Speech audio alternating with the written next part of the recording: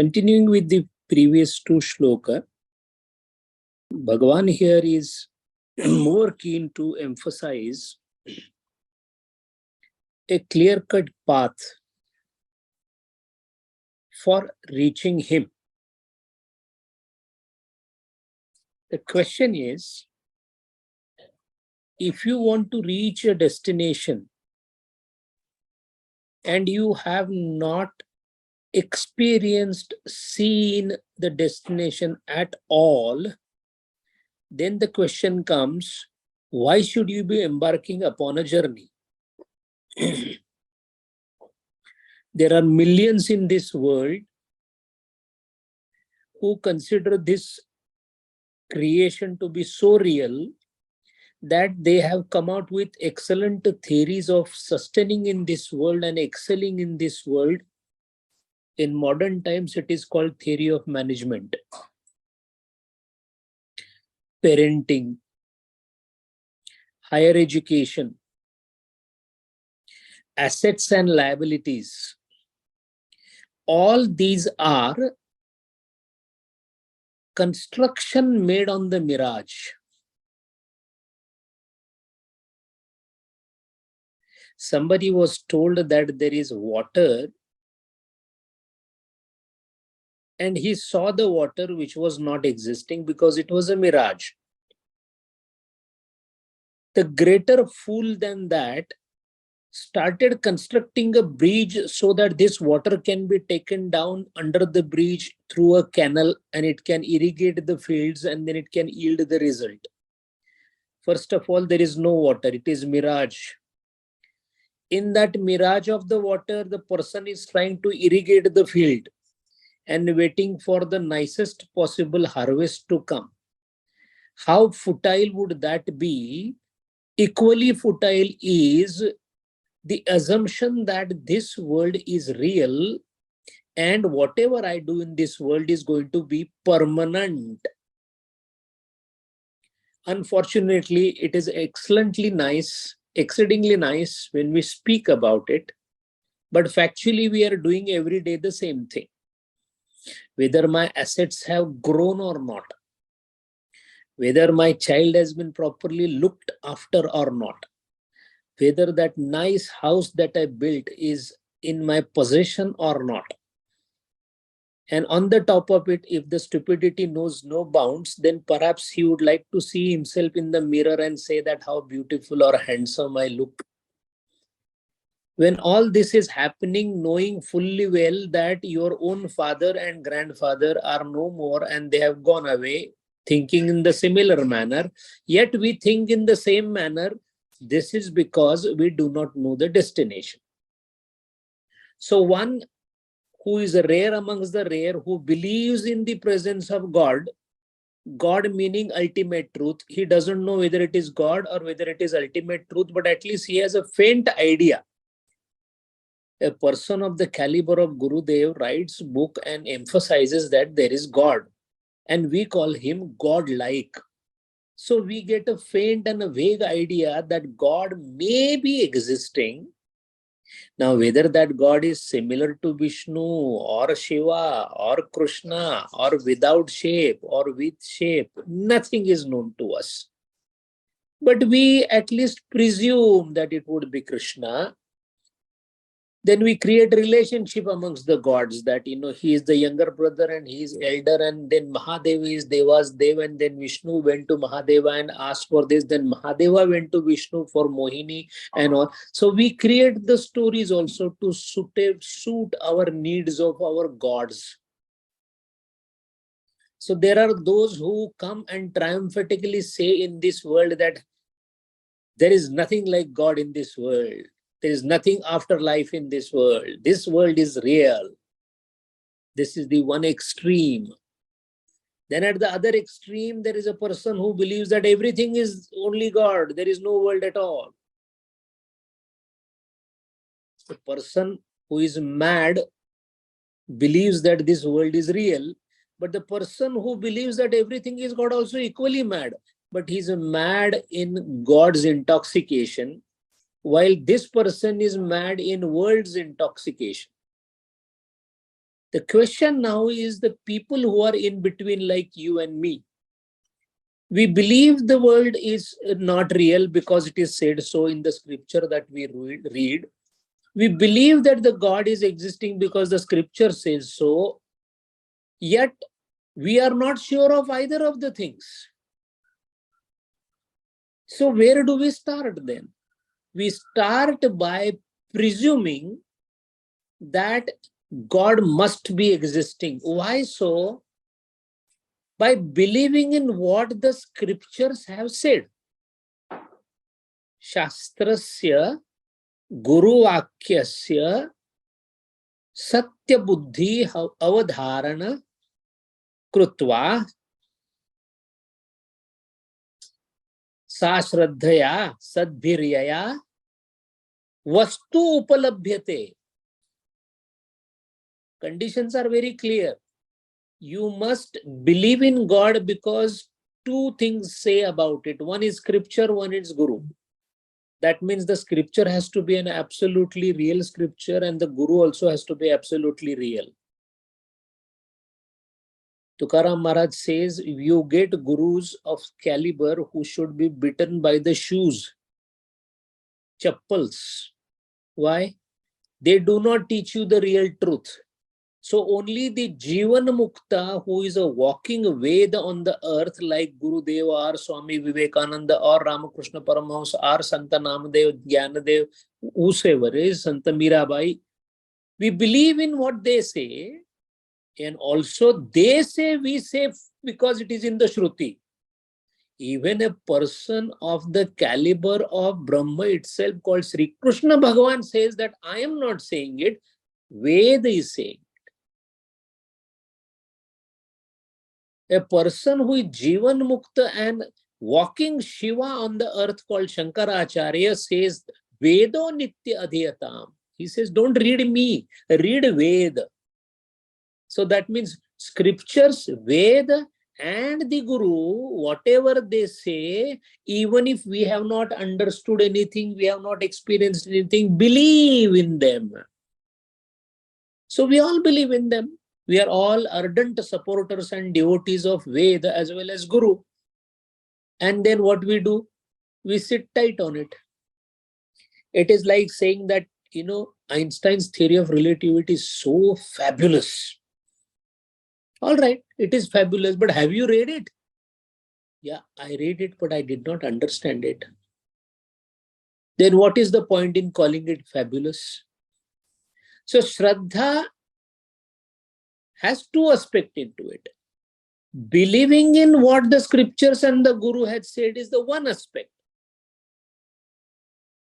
Satya Buddhi Avadharana is the second aspect.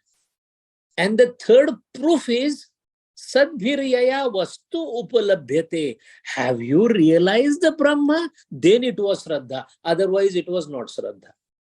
So we have three classes of people. Ashraddha. Ashraddha means upwardly mobile, modern, highly educated person who says, class, it's all science. There's nothing called scriptures and Vedas. It's all bullshit. Modern word. Floating in the air. Who has seen God? I have not seen God. Why should I believe? As if God is taking personal appointment to request that, can I come and meet you in person? So such stupid, intoxicated by the secular knowledge people are to be completely shunned because they are called Ashraddha. Ashraddha Mitra, Ashraddha company is the worst company that you can get. They are worse than demons. Then comes Sashraddha. Sashraddha, like you and me. Gurudev Maharaj ki jai. We are Shraddha, that is why we say Gurudev Maharaj ki jai. Why would we spend 1 hour and 1.5 hours or 2 hours in every Saturday morning? Shraddha. But Shraddha alone does not complete the circle. Do you believe in the school? Yes, I believe in the school. Do you believe in the books? I believe in the books. But what about the education? That I have not done. What is the point of your belief in school and this thing?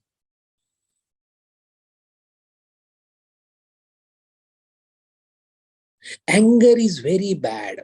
Very good, very nice. But I get angry. Contradiction. I believe in scriptures and gurus. Yes, I do. I respect them a lot. Every morning, evening, I am doing arati. Arati of Ganpati, arati of Shankar Bhagwan, arati of Vishnu. And I come back in my world, forgetting Vishnu, Shankar, and everybody. So, Srashraddha, but no Satya Buddhi Avadharana is also useless. Such person who is Sashraddha, but not performing what is required as per the ritual, as per the scriptures, is called Ashraddha here. Shraddha Shunya is out of question. Ashraddha is one who believes but does not attempt anything.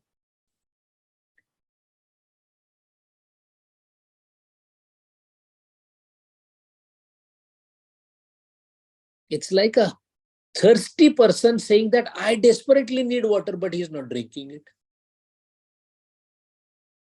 It is as good as not believing. Such a person, Shraddhanat, Satya Avadharana, the one who pursues truth is Shraddha. Ashraddhadhanaha Purusha, Asya Dharmasya. Asya Dharmasya means of the ultimate truth. Asya, of the ultimate truth. Because such an achievement of Shraddha Yukta mind to reach the ultimate destination requires tremendous amount of penance, tapa. That is why very suitably Bhagavad Gita calls Arjuna here Parantapa. Not ordinary tapa. Why not ordinary tapa? Work hard for 2 months, you will pass the examination. It is hard. It is tapa for 2 months. Higher the goal, higher the efforts, tapam. A 200 kilo person wants to become 70 kilo. Higher tapam. He becomes 70 kilo and then what happens to tapam? The goal is achieved, the tapam is over. Then another problem, another tapam. All our so-called struggle, which creates stress and gives us blister instead of bliss, is nothing else but tapam done in the wrong direction. So if for some small material achievements you have to struggle so hard, how hard one has to struggle to reach that destination? It is param tapam. Paramam tapam, ma becomes na as per the sandhi rule. Parantapaha. And that you have done, Arjuna. So I am telling you this. Hey Parantapa, hey Arjuna, hey mighty tapa, tapasvi.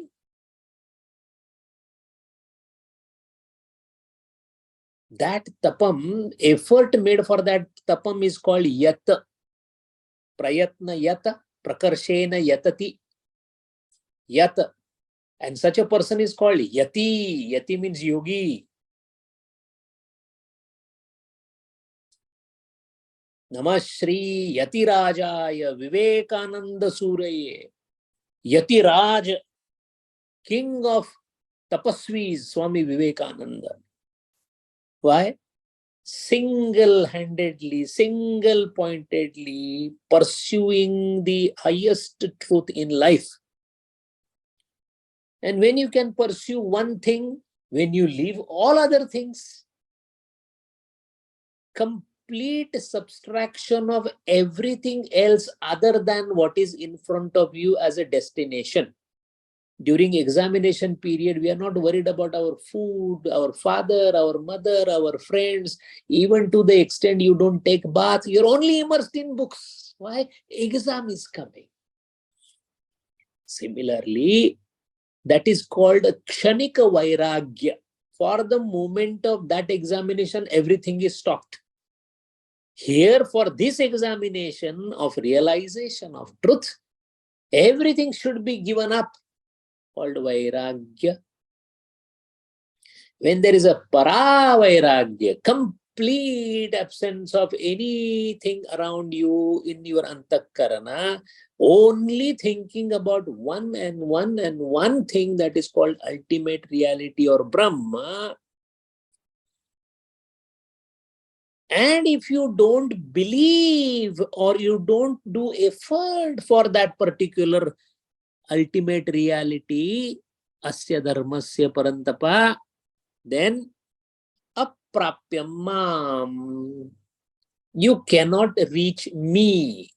Me meaning prathama purusha ekavachana reference to Brahma. In other words, with sufficient vigor, with complete intellectual understanding of the logic behind it, without becoming victim to the emotional aspect, as Gurudeva says it, then Arjuna, there is definitely possibility of you reaching me, and if not, then ni vartante, you will return. Mrityu samsara vartmani. Vartmana is the path. You shall return to the path of birth and death. Meaning what? You will remain incomplete. There is only one way to become complete. It's only by becoming one with me, which is complete. Purnamada.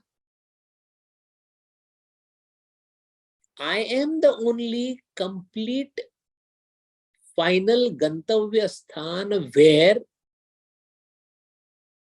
because everything is complete, you need not then become incomplete.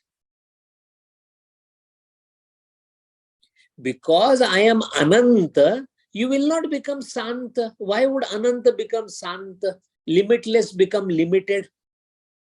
Only when the limited is not transcending the limits, he remains limited. And a limited adjunct called Upadhi. So till Upadhi is there, and which Upadhi you will get depends on what you think.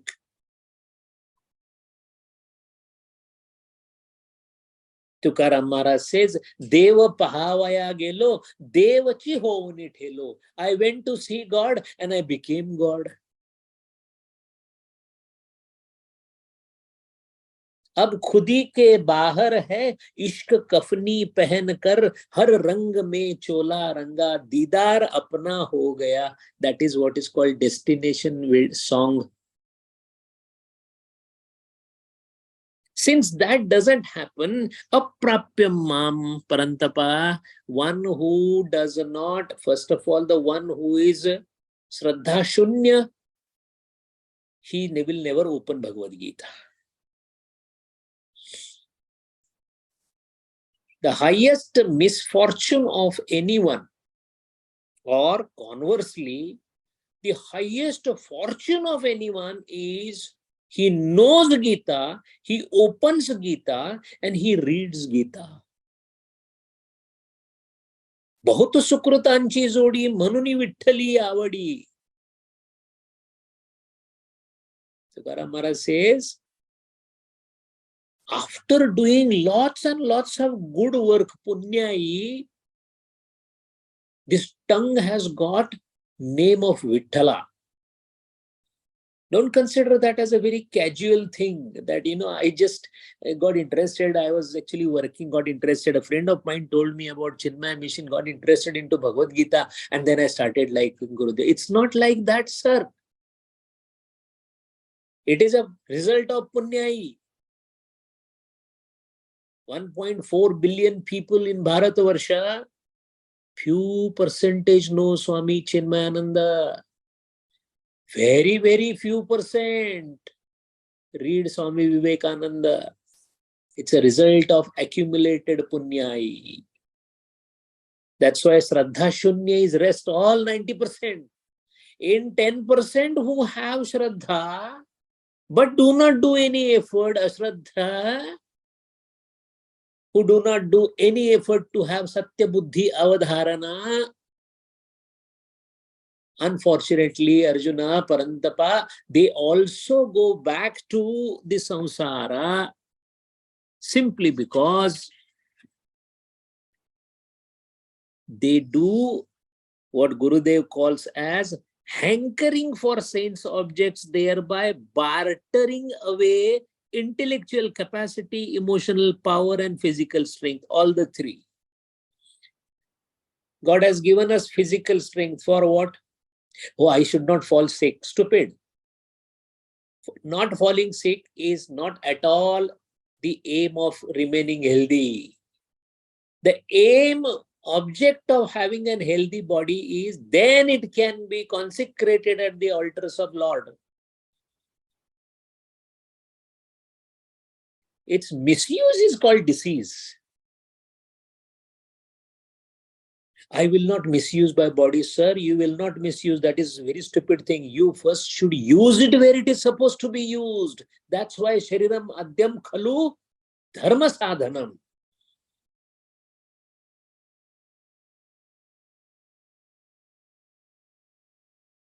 Shariram Adyam Sushobhikarana Sadhanam. Beauty parlor.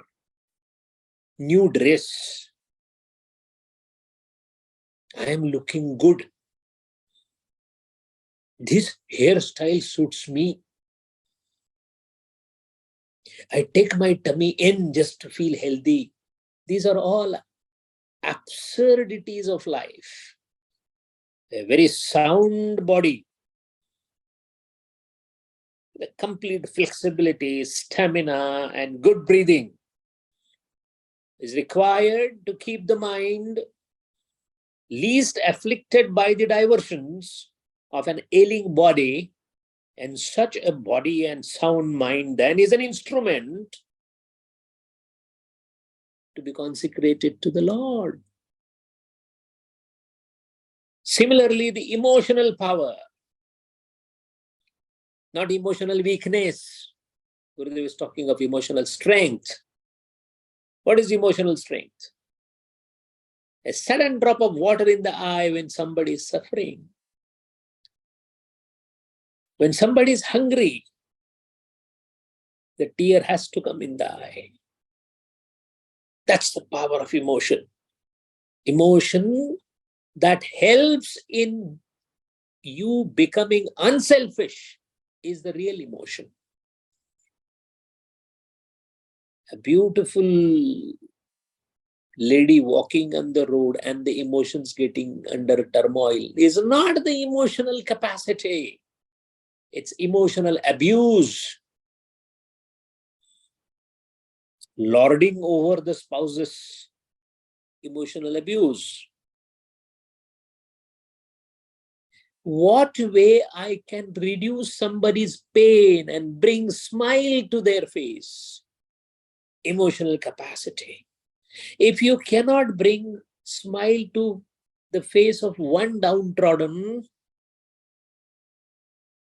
how can you emotionally call that ultimate reality who is only and only subject to Bhakta's voice?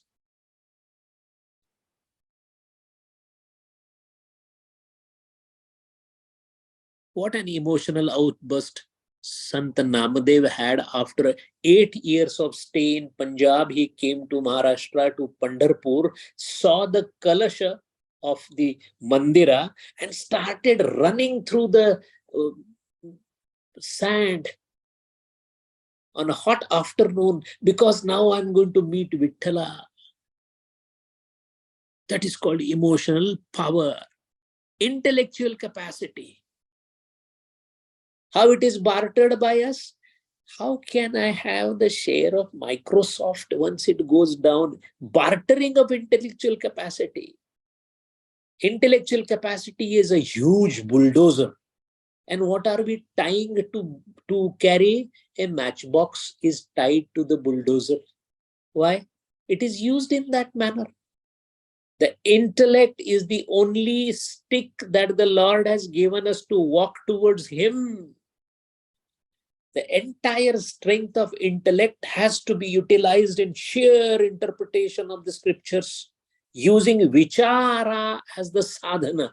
Vichara is the only slicing sword that is given by the Lord to us to know His real nature. Remove all the coverings with the help of this penetrating sheath. Kshurasya dhara nishitaya.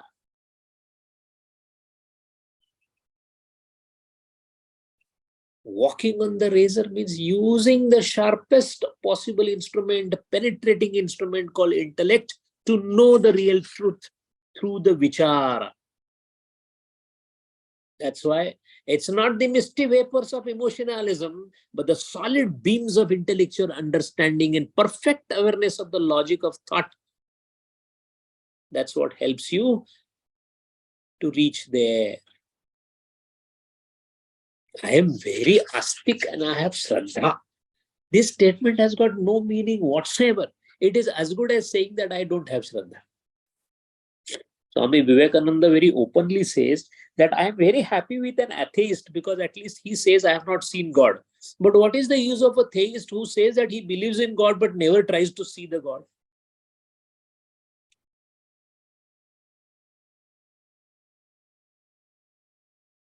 All the three personalities described in BMI chart by Gurudeva are the triple aspects of our personality which are to be refined and combinedly dedicated at his feet so that we can transcend this BMI and reach that Om.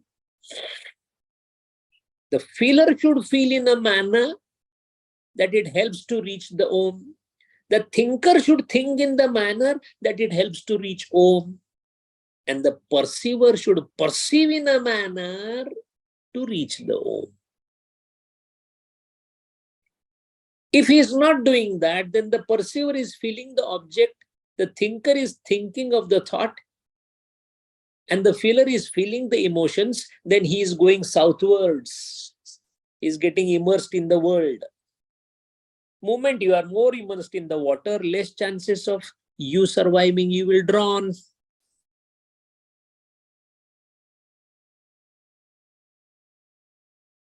And Arjuna, let me also tell you one more thing. Idam sarvam jagata tatam maya. Idam sarva jagatam. All this world is pervaded by me. Tatam maya.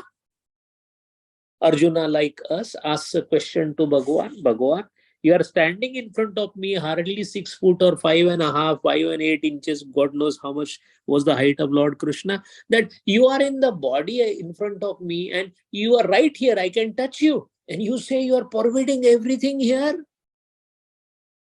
Bhagavan smiles and says, hold on, hold on, hold on.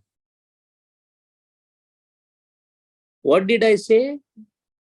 Idam sarvam jagat tatam maya avyakta murtina. Avyaktana. The word is not only avyakta, avyakta murtina. What is this avyakta and murti? What is murti? Murti in Sanskrit is a state.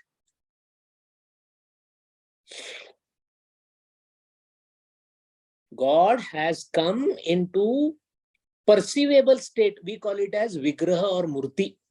ये भगवान की मूर्ति है. Means what? It became perceivable to us. When he is not perceivable, avyakta murtina. The state where I am not perceivable by senses. Arjuna, that state of mind pervades everybody, not who I am in front of you. No, not that thing, because this is only my body. You're looking at my body. Gurudeva was quarter to 6 feet, whatever. That was his body. Avyakta Gurudeva, pervading everything, still pervading, will pervade. Did you understand, Arjuna? that it is not this body. That's why I used in my sentence the word murti. Avyakta murtina. Matsthani sarva bhutani. Arjuna, I am into everything. I'm pervading everything. Everybody is in me. Matsthani sarva bhutani. Up to this, it is very fine. Lord, you are everybody. Everybody is in you. Excellent. The last part is further mystic. Nacha aham teshu. Teshu saptami. Inside, I am not in them avasthitaha. I am not abiding in them. How can one make such a contradictory statement that I am he is me, but I am not in him? What kind of puzzle is this? How can you describe oneself like this? Either you are me, I am you, understood. Layla is Majnu, Majnu is Layla, agreed. But if the Majnu says, I am Layla, Layla is in me, but I am not into Layla. Very confusing. And this confusion is essentially because the Lord is hinting at an aspect of philosophy on which books after books and Vada after Vada has been made. I am in him, he is in me, Dvaita, because him and me came. But there is I am not in him, hum sabama, sab hamima, hum hai bahuri akela. I am into everything, everything is in me, but I am alone. This relationship of him and me, whether him is separate than me, whether him is me, or whether him and me appear separate but are actually one, or actually him and me are separate, this is called Dvaita Advaita Vada. Madhvacharya would say that Lord is separate, I am separate. Because of Lord, I am alive, all right. But I can never become Lord, because Lord will always be away from me, yet I will be his devotee. As a bhakta, I will be there, but bhakta will never become Bhagavan. Dvaitavad.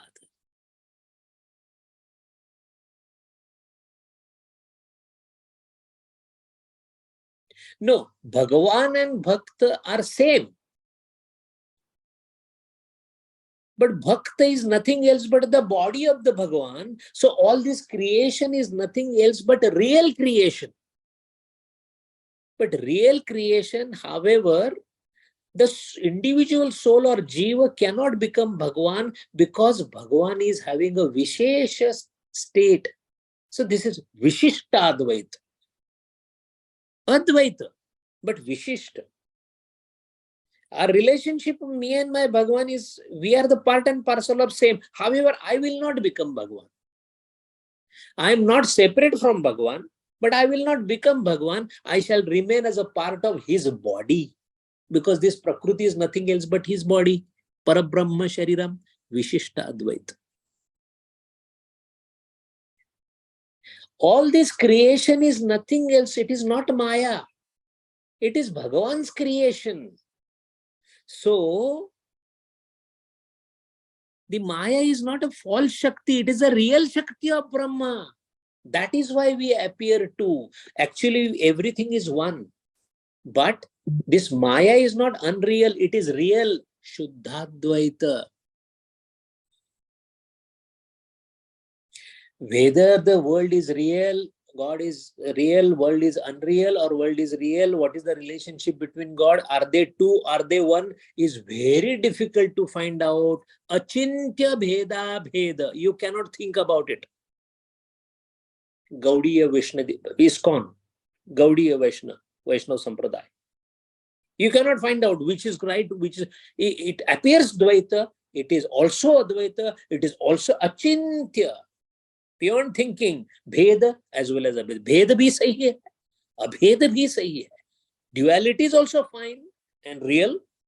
Non-duality is also real because it cannot be thought of. Achintya Bheda Bheda. Nimbarkacharya also comes under that. It's called Dvaita Advaita, and Achintya Bheda Bhed is Gaudiya Vaishnava Sampradaya. So all different kinds of relationships are there. That is why Gurudev has posed 4 questions. Is it that the finite rose from the infinite? Is it that infinite produced the finite? Do they both among themselves keep a father-son and a master-servant relationship? This is all the Vada or the thoughts, philosophical thoughts by all the Shuddhadvaita, Vishishtadvaita. However, being Shankaracharya's ardent follower in the same sampradaya, Chinmayananda Maharaj says Advaita and Keval Advaita is the only thing that explains everything, which it says this way, that the world itself is an illusion created on me by my power called Maya. So when I am there and no creation is there, there is no Maya also. When I am Hum hai bahuri akela, when I am alone in a nirgun nirakara state, there is no world, there is no Maya, there is no reality other than me. However, when the Maya, my power, Shakti called Maya, creates the illusion called world, from where the illusion came? Because of the Maya. From where the Maya came? It is my power. So naturally the illusion is sustained on what? Me.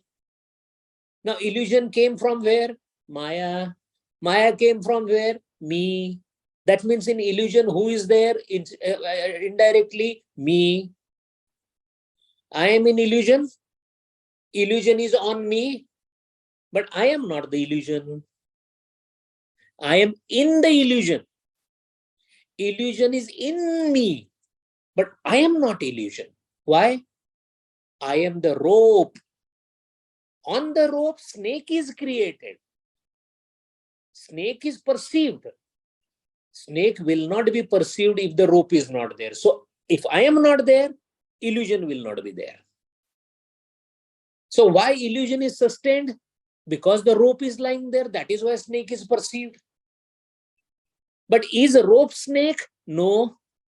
Can snake exist without rope? No.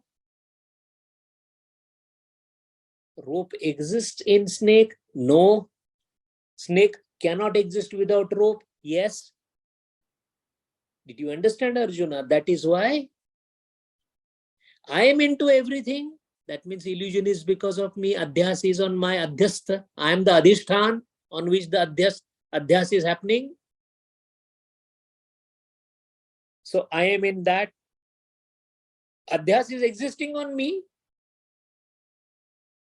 Mayi adhyakshena suyate characharam. Adhyakshata is adhyastata. I am the adhyas. Everything is adhyast on me. I am adhishthan. However, don't be under the impression that that snake is me. I am rope. My nature is different. That is why, Arjuna, some people have understood it. One Sufi beautifully says, तू जुदा भी है, तू मिला भी है, तेरा क्या कहना? तू सनम भी है, तू खुदा भी है, तेरा क्या कहना? You're united, you're not united. What to talk about you? It all depends on where you are standing. If you are standing on a rope, snake doesn't exist. Gaudapada Maharaj was standing in the role of Bhagavan. He said, no, the world is not existing. It's an illusion. It has never happened. The one who is standing on the snake side says, oh, I can sneeze the snake. He doesn't see the rope. One who sees a snake and rope, both, he says rope is also there, snake is also there. But snake is false. That is how the philosophical implication of these 2 shlokas is very high in nature. Hari Om.